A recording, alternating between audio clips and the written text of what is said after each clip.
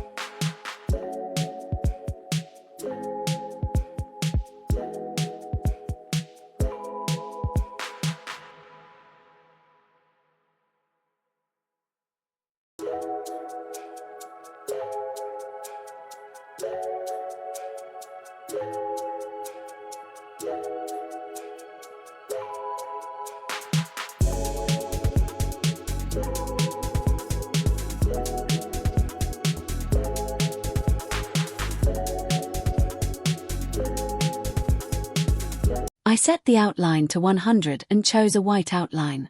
You can adjust the intensity if you'd like.